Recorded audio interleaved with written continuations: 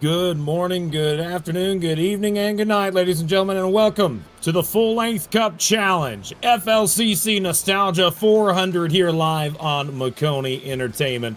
My name's Kirk Mills. Alongside me today will be Howie Burrows up here in the booth. He's also going to be producing with us today. Yep, absolutely right. 10, there we go. All right, coming out turn number 4. Reach down, pull them belts tight one more time. Pace car in pit road through that restart zone. Boogity, boogity, boogity. Let's go racing, boys. Oh, they're wrecking at the start-finish line. The 41 spinning in front of the field. 3, 4, 5 cars all spinning. Everyone else on the brakes trying not to hit anybody. Coming into turn number 1. Huge checkups. And it was all from a missed shift on the bottom of the racetrack from P1. Didn't look too brutal from my distance, but I do think there was one meatball out there on the field. That's the 41 of Andrew Dyson. Is really the first car that spins in this. You'll be able to catch that front row and see quite what happened to them. It's a checkup. Yeah, that 12 slows, a little bit of contact. 1, 2, 3. You think not too many cars get too badly bruised here, but actually Hunter Truel takes a meatball shot against the wall. I'm surprised that a hit like that is really going to generate that. We'll take one more look at his car specifically. Oh, that's unlucky. That just might, he just broke be on the rear. No, he just broke a rear toe link. That's all that is. He's going to have to come down pit road to get that fixed, and a toe link's anywhere from 6 to 8 minutes to repair. So it's going to be a while before we see him back out there, and unfortunately, that's just how it is. On the front straightaway, and we're just going to watch this thing for the first couple of laps. Keep an eye on it. I think it's going to be interesting. Keep an eye. Here we go. Pace car dives into the pit lane. Let's try this again. All right, let's try and go a full lap without any mistakes, folks. Let's see. It's really easy to spin the tires, so keep in mind of that. Here we go. Oh, another one. Not a good restart on the bottom. Top line got a great jump again. Into turn number 1 for the first time today.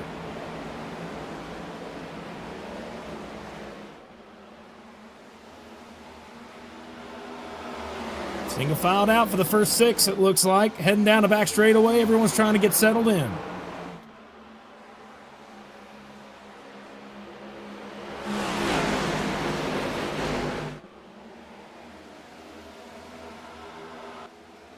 I think if you can build yourself a run on exit, that might be your only chance running extended side by side here.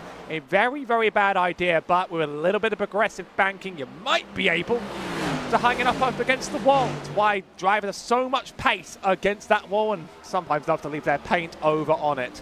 You sometimes just wish iRacing would have a tiny detail like that. As frustrating as that would be to develop, I'd love to see her paint build up on that wall. Conklin is getting close and he's looking quite hungry and impatient for it. Now he gets the run. It's not enough. He has to back into line. Try it again, but it's happening sooner rather than later around here. Let me tell you that. No doubt about it.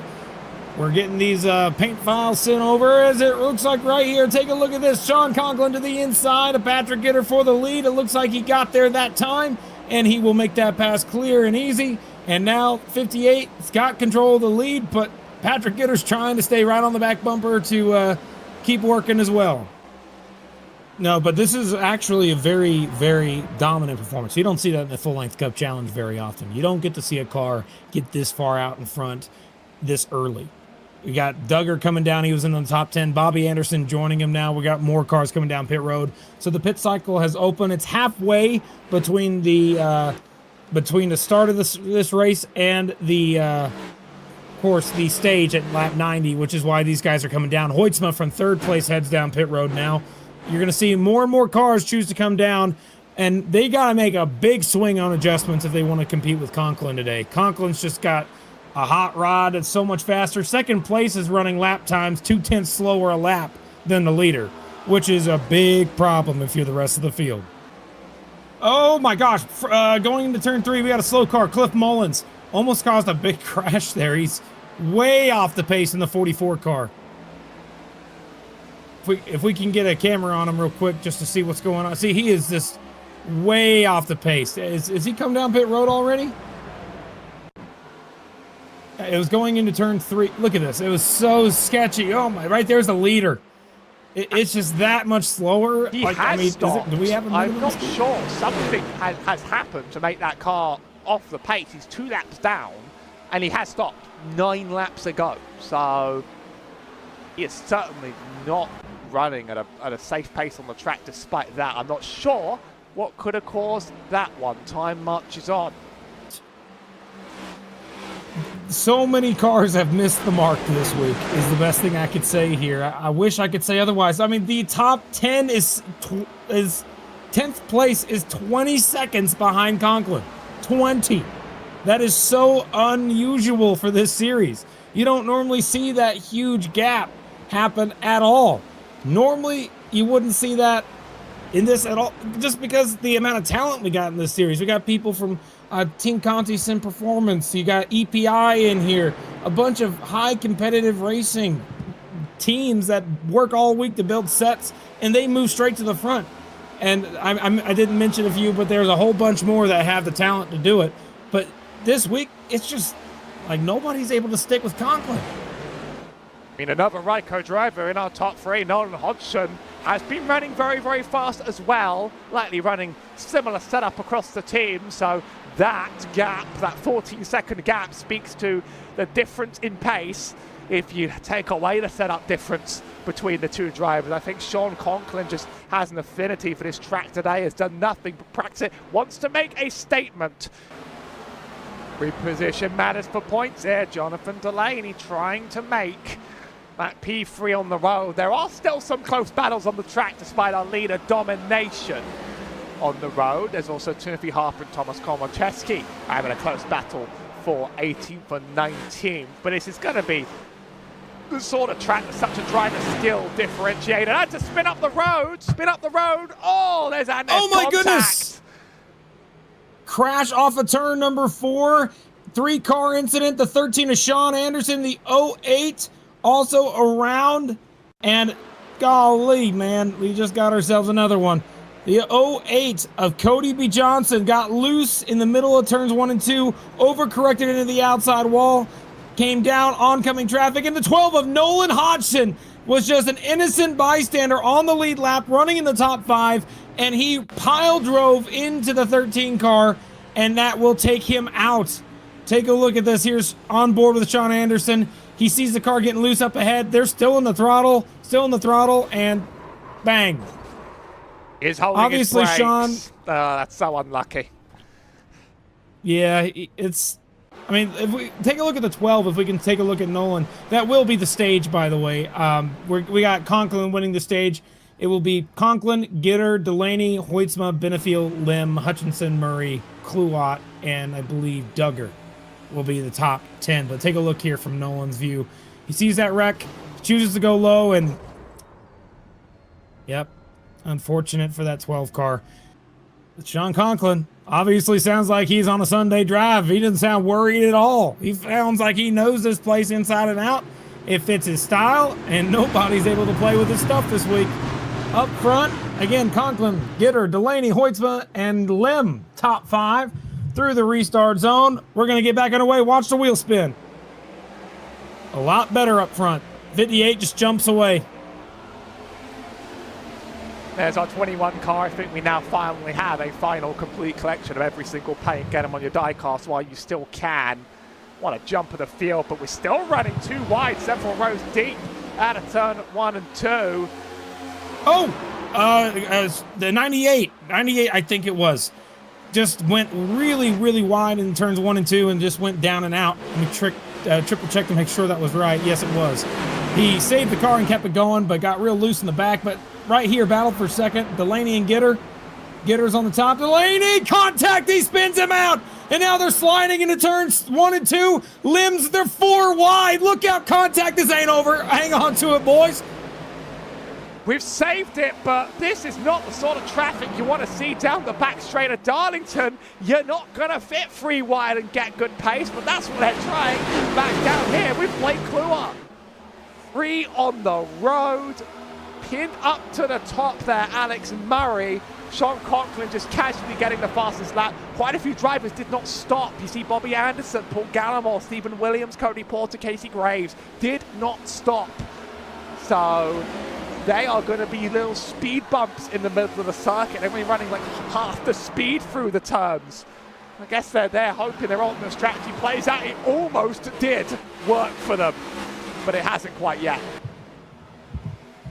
Should have a fairly regular pit cycle if the last one is anything to tell. Good on you for having all of the data. I could never quite track it that much, but you've come with a lot of experience a lot of time. Got to say, you know, this whole field hasn't really pitted, and yet still only 7 cars have ended up on the lead lap, so we are getting dangerously close to me having to press the button to change the gaps on the tower, because this isn't going to be very useful if the whole field is lapped. We'll wait until the pit stops are finished to work out what's going to happen between them. Alex Murray, Ralph Hutchinson, very, very close, trying to get around Kevin Zosiak there on the highlight. Leaders on pit road. All tyres. Here's Conklin. Yeah, Conklin going down pit road. This is going to change some things. New leader for the first time today. Lucas Hoitzman is going to lead some laps. And Conklin, you know, of course, Hoitzman's got to come down pit road too, but I think he's going to come down. He's got to go like sooner rather than later. We'll see what he chooses to do. He's going through turns 3 and 4 right now, and it looks like he's in a position where he's going to stay out on a racetrack. He's not coming down pit road. He's staying the lead at yet another lap. He's going to put Conklin 1 lap down. So maybe that's a strategy here, trying to stay out as long as he can to trap the 58 a lap down, maybe? I don't know. Maybe the first time we'll see Sean Conklin a lap down on the track. Appreciate it while you still have it, because he will come to catch up the field. And for now, until things settle out, let's toggle that gap before anyone comes asking. That's gap to the next car on the track, so that the whole field isn't just a lap down on the road. Never ever quite seen a performance like this. Top 3 yet to pit is Delaney trying to get around some old traffic. I mean, actually, they're going to be the slow ones, really. It's a lap traffic that's going to be running their way around them. That's the 01, likely faster on fresh tyres up the inside. And I don't know if you want to gamble on the split strategy again. I have the feeling like it's just going to put you behind the 8 ball compared to the leader. Again, it is slower to stop late. You do spend more time on old tyres. It was worth a shot before you knew how dominant it would be. There's Hoitzma, and there's Lim behind. Like I said, I normally know how to do these types of things, but right now it's the strategies for everyone else. If you're not Conklin, I'm trying to decide what the best move you could have is. And right now, I don't think there is one. I think the goal switched from trying to win the race, unless you're Hoitzma. Hoitzma, of course, still, I think, has a shot, but he's 12, 13 seconds behind the leader. I mean, you got to pull a strategy to make that happen. And the problem is that there's not many viable ones right now. We're hitting lap 160 as they cross the stripe. Remember, we got to get to stage 2. Stage 2 is 185, so we're about 25 laps away from the end of the stage. And because of that, I don't think there's anything that he can do, Hoitzma or Murray or anyone else in the field for that matter, can do to be able to stay on the lead lap, or I guess to catch the leader, the eventual leader, Conklin. I mean, have you ever seen a race like this before? I mean, it's unique to me, Howie. I've not seen one in iRacing. For some reason, like I've watched a little bit of the last couple of NASCAR Cup Series seasons. It reminds me of 2 years ago, Kyle Larson at the Bristol Night Race, where like he was just gone and no one was going to get close. That probably wasn't as dominant as this, though. Yeah, I was at that race. Yeah, one of the few races that I wish I didn't go to. I'm going to be honest. But I had a lot of good fun times prior to the race, and that was for sure. Bristol's fun to watch whenever they have tire fall off, but when it's like that and you have a guy lead all the dang time, it's not the same. I mean, 6 cars on the lead lap. And if he had another 10 laps, I think he might have caught Gitter, Murray, and Hutchinson to be just 3 cars on the lead lap. We're going to see them come around to get the white flag in the stage. Remember, stage 2 ends here at the end of this lap. Oh, he spun Jeremy B. Brown. B. Brown on the inside of the racetrack. Caution probably is going to come out there sideways on the front straightaway. And the leader spun him out. Well, this is going to be awkward. Let's take a look. Oh, it's no contact. Oh, it's a net code.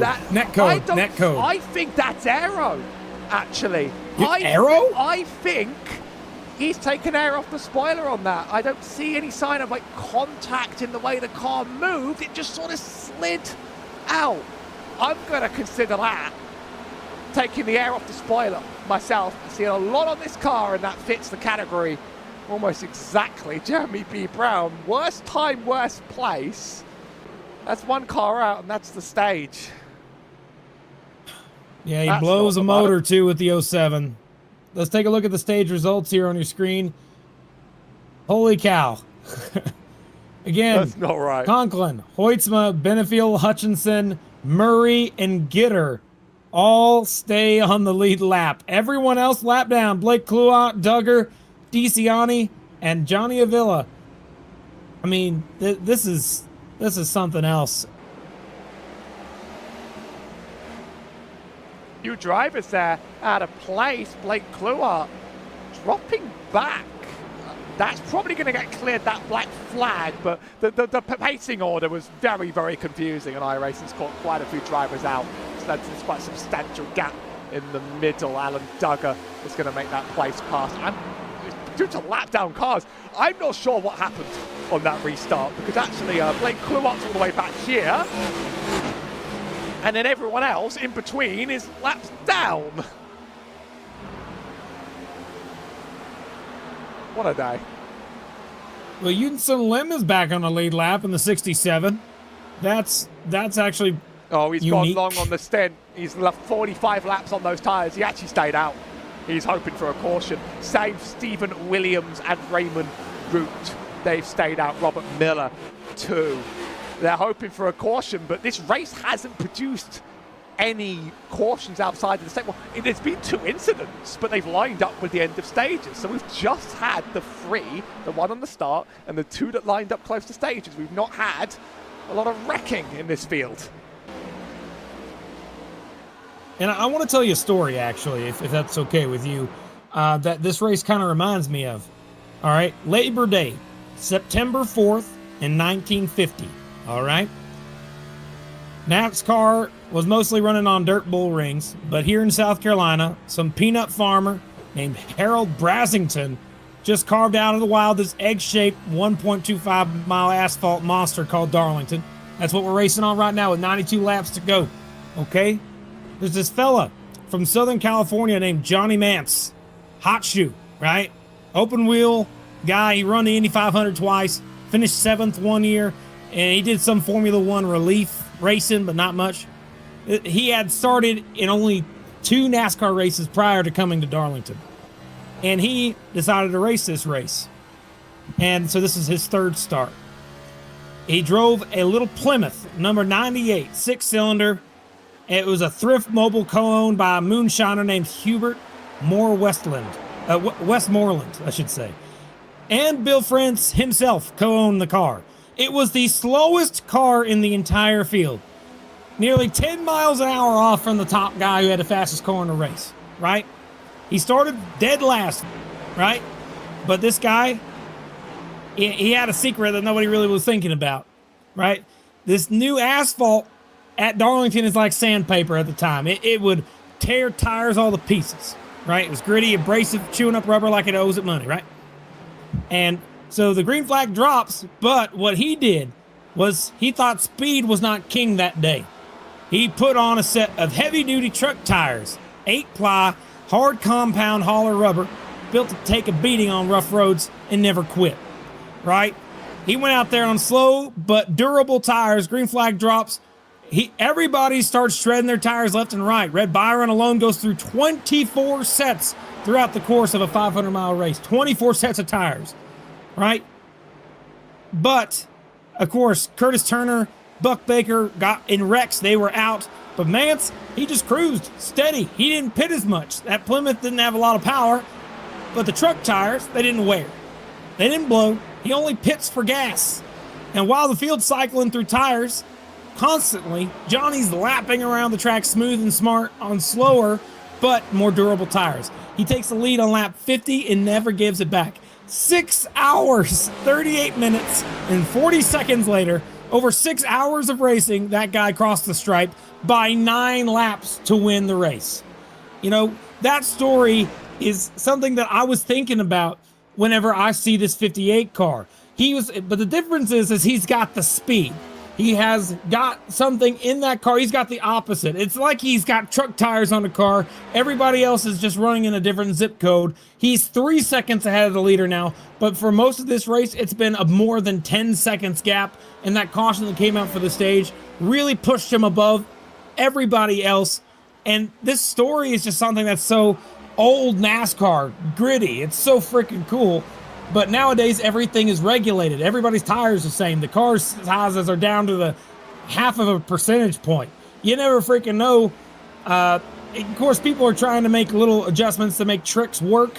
But up front, Conklin, it's 100% always going to be the driver in the set as a team. They work together. If you don't got a good driver and the best set in the world, it's still not going to go to the front. Conklin's got a great set underneath him. He's a great driver himself, leading this race over 3 seconds for the rest of the field. I mean, that just reminds me straight up of that story. Not a 6-hour race. He was able to beat everybody by 9 laps. This case, most of the field, if we could switch the intervals back to the laps just for a second, take a look at this, how many cars are a lap down already. And this is in modern day. Modern day. More cars are a lap down than there are in the top 10. We got only 8 cars on the lead lap, and that will change probably to 6 by the end of the race, maybe more. So keep that in mind, that this is a dominating race. You don't see this every day. And, you know, all in this case, give all the credit to those folks running with Sean Conklin and Ryko. They are just working together so dang well, and they're getting a setup that works great and a driver that knows what he's doing.